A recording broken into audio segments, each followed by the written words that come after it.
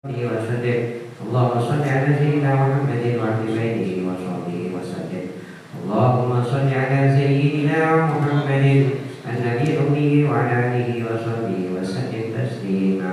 وصلى الله على سيدنا محمد وعلى آله وصحبه وسلم. اللهم يا من مقالب الأمور كلها بيدك وإليه يرجع الأمر كله يا فتاح يا عليم تعالى يا فتاح قريبا يا فتاح يا عليم يا فتاح يا عليم. قال المصنف رحمه الله تعالى ونفعنا وبعلومه في الدارين آمين.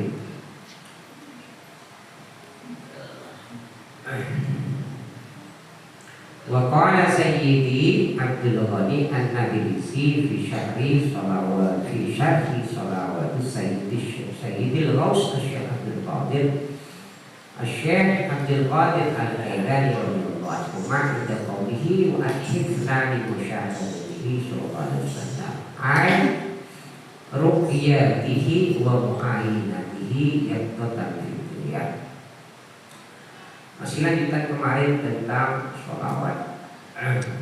Jadi salah seorang ulama yang bernama Abdul Ghani An-Nabilisi, beliau di dalam mensyarah, syarah itu menguraikan, jadi menjelaskan tentang sholawat Syekh Abdul Qadir Al-Jilani. Di sini tulisannya Al-Jilani, insya Allah Syekh Abdul Qadir Al-Jilani.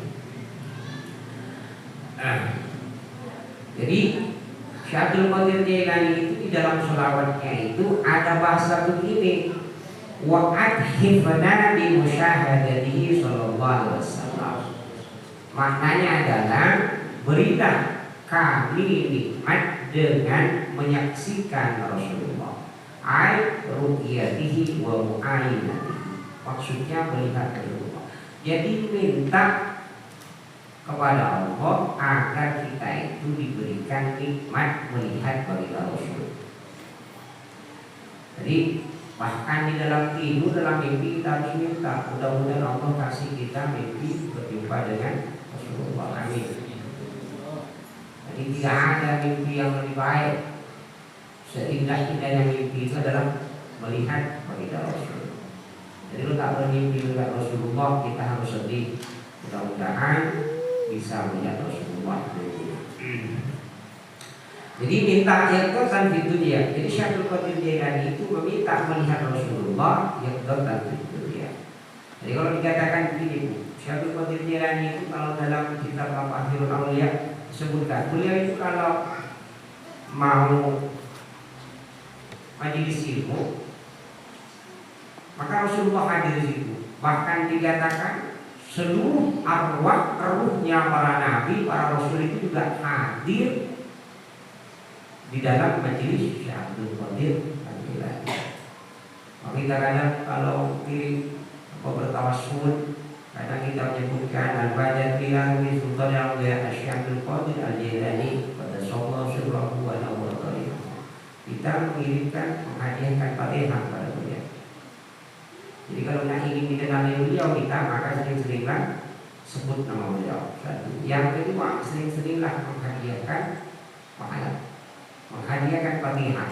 Apakah mereka kenal pada kita? Karena kalau kita sering disebut wali itu, kalau disebut ini kita sebutin Syekh Abdul Qadir Jailani, maka dia akan tahu di dalam hubungannya disebut. Kelebihan orang wali itu, kelebihan orang wali itu bisa keluar dari hubungannya. Karena wali itu Allah berikan satu wakil, diberikan satu malaikat yang mengurusi urusannya. Jadi kalau wali meninggal, maka Allah kasih satu malaikat. Malaikat itu yang bertugas mengurusi urusannya. Jadi kalau ada santrinya atau orang berusaha dia, maka malaikat itu menghantarkan urusannya kepada si wali itu. Dalam kondisi tertentu si wali itu keluar. Jadi insya Allah minggu depan atau di depannya ada diceritakan di sini ada wali mengunjungi istrinya, Kalau hebat berarti begitu.